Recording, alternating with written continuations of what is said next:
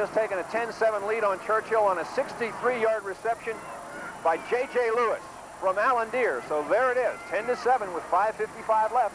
Surprisingly, George, it's the first yardage passing by the Rockets today.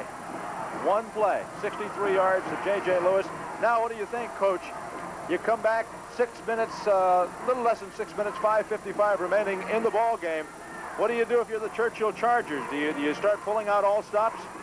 No, you know, Churchill, they're not a panicked football team. They've been behind by 2 or 3 touchdowns in the fourth quarter. I'm sure they'll try to move the football just the way they have in the early part of the football game. If not, they may move to Mark Comalander, who was an excellent passer and a long passer, if they don't get things going right away here. So we'll take a look and see if it's Wally McCampbell now, and they try to make a straight drive. Don Martin kicking off. Short kickoff. Not a particularly long kick. Hits down around the 20 and takes a Churchill bounce. Out of bounds probably at around the 25-yard line. Well, they'll do it all over again. To think about it, we got a 10-7 score. Now suppose Churchill comes back and scores a field goal here. What are the penetrations? I just checked, and they are 2-2. So they go to the next tiebreaker system, which is first downs, is it not, Coach? That's correct. First downs would be the next. And then the number of wind gel tablets that each team's coach has taken. The number of fans for each side in the stands today. Whatever you're going to do. Well, we'll kick the ball all over again. This time Don Martin's going to have to retreat to his 35-yard line. Wind becoming a factor as Martin having difficulty getting the ball to stay on the tee. 5:55 to go. We are at Alamo Stadium. A crowd of 21,000 plus on hand for this game in the state quarterfinals Class 5A between the Judson Rockets and the Churchill Chargers. The Super Bowl of San Antonio. Martin will try and kick it off again. Here it comes. On the ground this time. Picked up and booted a little bit down there. Judson's coverage, very good on that one. Dan Pollard on the return for the Chargers. Good field position there for the Chargers. 5:49 left in this fourth quarter with the score Judson 10, Churchill 7. Churchill with the ball. They need a good drive right here. It's McCampbell still under for the Chargers. We haven't seen Mark Comalander at all yet.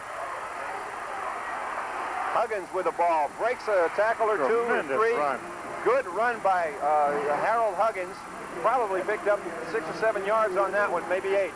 You get down to this time of the season and this late in the ball game, you don't go down as easy as you might otherwise.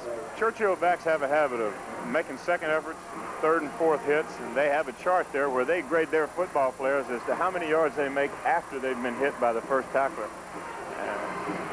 Mark the ball on the Judson 48, so it's a 9-yard gain. Once again, it's Harold Huggins up the middle. He picks up the first down if there are no flags. Breakup of about 4 on the play. Fred Nixon with the tackle. As you saw on the screen just a moment ago, Churchill leads in first downs 9-4. Something else to think about. We're just about at the 5-minute mark. Boy, George, you just can't say enough about D.W. Rutledge's defense for Judson, though. They are extremely quick and just an outstanding unit. First and 10 on the 44-yard line for Churchill. Judson's 44. 2 wide receivers in the game. McCampbell back to pass. Can't find anyone. Runs now. Breaks one tackle and is hit by number 55, Fred Nixon, and number 52, Julio Torres. Both linebackers. Here's the replay. Once again, McCampbell sprinting to his right side. He's been doing this all afternoon. I don't think we've seen McCampbell drop straight back once all day, Coach. No, I don't think he can afford to with the pressure that Arnold Baker and Don Martin and this Judson defense has put on him. He's got to sprint to get away from that pursuit.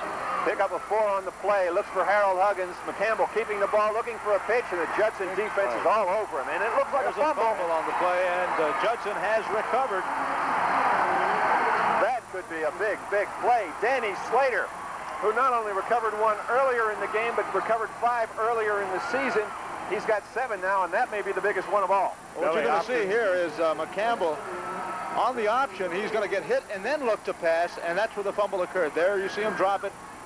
And number 15 is Slater, and he picks it up. They had the pitch man covered, and they had the quarterback with their pursuit right there. And Wally didn't have anybody to pitch the football off to. I think right now they're going to talk to Frank and to Jerry about the number of penetrations, first downs in case of a tie. 4 minutes and 8 seconds left in the fourth quarter. Judson out front 10-7 over Churchill. Ball is on the 40. First and 10 for Judson on the fumble recovery by Slater. That's just a matter of ball control for the Judson Rockets. If they can get a few first downs here, they're in pretty good shape. They're in excellent shape. If they can get 2 first downs, they should be in a position where they've moved the ball far enough. Even if they kick, they've got Churchill in a big hole. Two coaches meeting down on the field. I saw Jerry do this last year in the Houston Yates ball game, where that game was so close. They had both coaches meet at midfield to determine the number of penetrations, the number of first downs. That was also a close decision to make. And, of course, Churchill went on to lose that ball game by about 9 points. They really have to do this because you'd be surprised at the end of this football game, if it did come down to a tie, the amount of confusion that goes on down there as they try to sort out the statistics. It's very, very important that they stop right now and make sure that everything is known to each coaching staff on each side of the field. But also from the coaching itself, you have to play the percentages in certain instances. Certainly. And by knowing where you stand in certain situations, you may run one play as opposed to another in a given situation. That's exactly right. A couple of pieces of information we want to pass on, gentlemen. Southwest Texas State has defeated Jacksonville 19-14. So again, Southwest Texas will go on in the NCAA Division II playoffs. I want to also mention what a great job we've had today by the UA Columbia crew headed by director David Wright. Our thanks to them for a superb job. And offensive player Chris Pryor this time. And Pryor grinds out about 4, maybe 5 on the carry, depending on where they spot the ball. Looks like he's going to wind up with a gain of about 4, bring up 2nd and 6 for the Rockets at their own 44-yard line. Clock running with 3 minutes and 49 seconds left in this ball game. Looks like Coach Parker, the offensive line coach, has got the Judson offensive line settled down, and they had a pretty good surge and opened a pretty good hole for Chris Pryor then. That's the kind of thing they've got to do to continue to control this football now. Alan Deere at quarterback. 2nd and 6. Good pickup on that one. Against the split 6 defense, a lot of times the bubble, that is the 2 inside linebackers and the 2 defensive tackles, will give you an opening just like they do right here. As you see on the replay. Neil McMaster was in on the stop there for the Chargers. So that makes it 3rd and 1.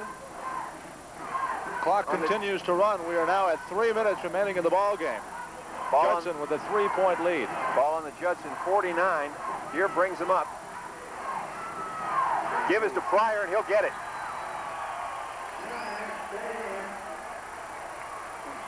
That's their money man on 3rd down. Boy, that's for sure. So Judson now with that first down. That's a big play, Coach.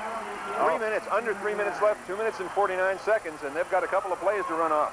They can't let them have another first down, I wouldn't think, George. Don't know for sure what the timeout situation is, but I believe both clubs have all their timeouts remaining. Clock running, 2:35. 1st and 10 for Judson on the 49-yard line. Churchill's 49. Give is to Pryor, and he's hit right away. Stewart. Darrell Stewart. Didn't get much on that one. We'll see what they come out with second, and they'll say 10 on the scoreboard. He looked like he may have picked up a little bit, but certainly not much. No, in fact, they placed the ball down exactly where it was before. So no gain on that play. Well, Frank's thinking about controlling the football without making any mistakes. I don't know if it'll be the toss sweep or if it'll be another dive, but he's not going to let go of that thing easily. We are inside 2 minutes to play now. Flags flies, the give is to JJ. He's around the left side, and he's hit there. That's a movement on the Judson front line. Albert Zuniga on the tackle, but they'll bring it back. That's the base play out of the eye from where you can see the movement here by by one of the offensive linemen. Wasn't much question about it. Everyone in the world threw a flag. Looked like David Trees may have jumped just before the snap. We're down to the 1:47 mark in this ball game. Judson out front 10-7. 2nd down and 10. We'll see what the penalty is. And what do you think in this situation? What do you think in this situation, Coach, where you're down on the clock? Do you take the 5-yarder and push them back a little bit, or do you take the play and conserve some time? You need to take the play unless it is, a long penalty, and it is. And I'm sure Jerry declined it.